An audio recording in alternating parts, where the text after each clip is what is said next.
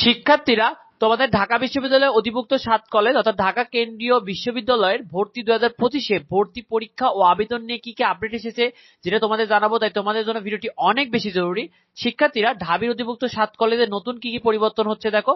ঢাবি 7 কলেজে কিন্তু 4টি অনুষদে বিভক্ত হচ্ছে, যার একটি হলো স্কুল অফ সায়েন্স, একটি হলো ল স্কুল, আরেকটি হলো আর্টস অ্যান্ড হিউম্যানিটিজ স্কুল এবং স্কুল অফ বিজনেস, যেটা কিন্তু খুলনা বিশ্ববিদ্যালয়ের অনুকরণে হচ্ছে।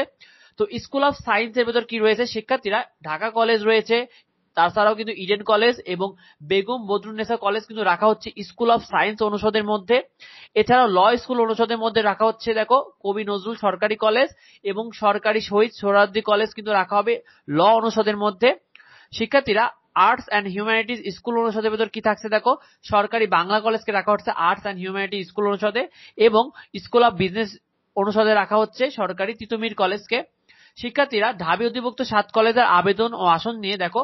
বিজ্ঞানে কিন্তু আসন সংখ্যা রয়েছে 8,627টি, কলা ও সমাজবিজ্ঞান অনুষদে রয়েছে 10,019টি এবং ব্যবসা শিক্ষা রয়েছে 4,892টি।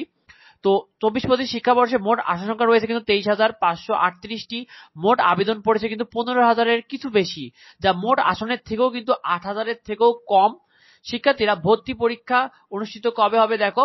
18 এপ্রিল ব্যবসা শিক্ষা, 19 এপ্রিল বিজ্ঞান, 25 এপ্রিল কলা ও সমাজবিজ্ঞান, 2 মে গার্হস্থ্য অর্থনীতি এবং 17 মে প্রযুক্তি ইউনিটে পরীক্ষা হওয়ার কথা ছিল, কিন্তু যা কিন্তু কোনোভাবেই সম্ভব নয়। নতুন পরীক্ষার তারিখ কিন্তু প্রকাশ করা হবে শিক্ষার্থীরা, এবং প্রকাশ করা মাত্র অবশ্যই আমাদের চ্যানেলে জানিয়ে দেওয়া হবে।